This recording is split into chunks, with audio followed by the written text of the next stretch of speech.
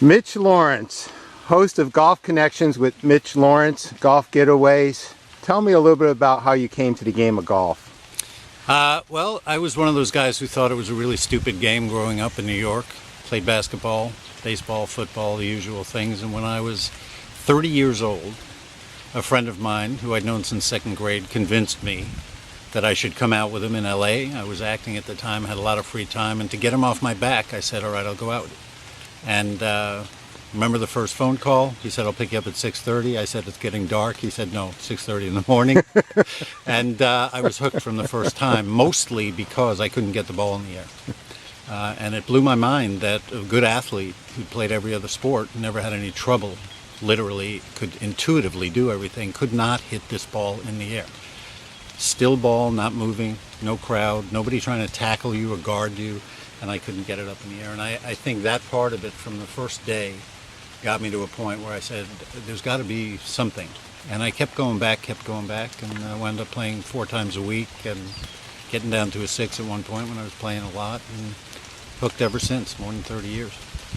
Speaking now of Hook, you hosted Hook on Hickory's. Yeah. Tell me how you came to the game of golf. How did you come to play Hickory golf? I was, over the years, like a lot of people, getting really frustrated playing. My life kind of, as everybody's does, took over. Going from 4 days a week playing and practicing all the time to having family stuff and work, and just so the handicap started going up, the frustration started growing. I found myself being angry a lot because I had expectations that I was supposed to be a 6 or less for the rest of my life. And I was really close to giving up the game, amazing as it sounds. And I went to Oakhurst Links in West Virginia near the Greenbrier. And you can play 9 holes on a course built in 1884 with long-nosed play clubs and sand tees and sheep in the fairway and shaggy greens. And I went out the first time on an outing, and from the first shot I hit, something clicked. And then over the next 10 years or so, good friends, Elmore Just and Mike Just and Josh Fisher at Louisville Golf, who used to make all the persimmon-headed clubs and were big Hickory aficionados and still make great replica Hickories. They were good friends of mine, and they got me into Hickories, and now for the last 5 years, this is all I play. Only Hickory clubs, and most of them only 100-year-old clubs. I'm working my way toward a full set. I'm 2 clubs away. And it gave me back the game. The Hickories gave me back the game. I love every part of it. I think it brings in the real spirit of the game. I came to golf in large part when my older brother LP gave me Ben Hogan's 5 Lessons book when I was about 12. He inscribed that golf is a lot like life. The more you learn and understand about it, the easier it is to meet its challenges. What's the connection between golf and your life? It has every connection. That's why I call the show Golf Connections, actually, because every time I turn around, I keep seeing the connection between being out here and the things I would like to be able to accomplish in my life. Flexibility, creativity, forgiveness, joy, all the aspects of the game that I think it offers us, if we open our eyes and take advantage of it, are available. And so I had a great friend who I did some work with, Chuck Hogan, who's a sports psychologist and has worked with a lot of golfers. And Chuck said one sentence that has stayed with me for the last 20 years since I met him, and that phrase is, how you do one thing is how you do everything.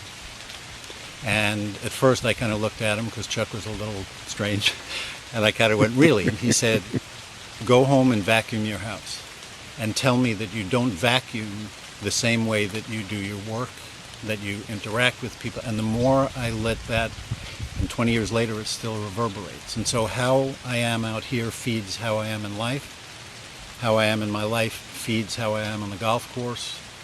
And every day gets better. We're at a very special Augusta-like place, the Shaftesbury Glen Golf and Fish Club. Tell me a little bit about the genesis of this place and your association and love of it. Paul Himmelsbach, who's been a good friend for 30 years now, who I met in Myrtle Beach before I lived here.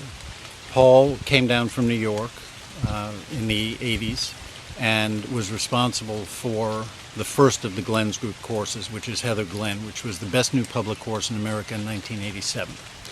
And I said I've known Paul a long time. I've known about his love of the game and his creativity in golf courses.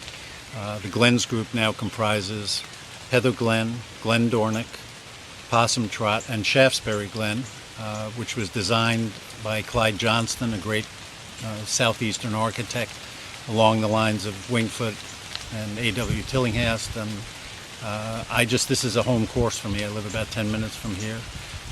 Paul and Judy, his wife, live off the 18th green over there, and so we're out here a lot, my wife Ava and I.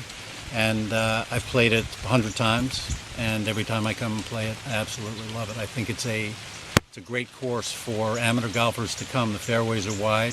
You don't have to worry that much about hitting it out of bounds or hitting houses or anything else. Greens are big, plenty of bunkering, as you know, you can tell. And that's the defense of the golf course, is the bunkering and the elevated greens. And connects me to the history of the game, which I love.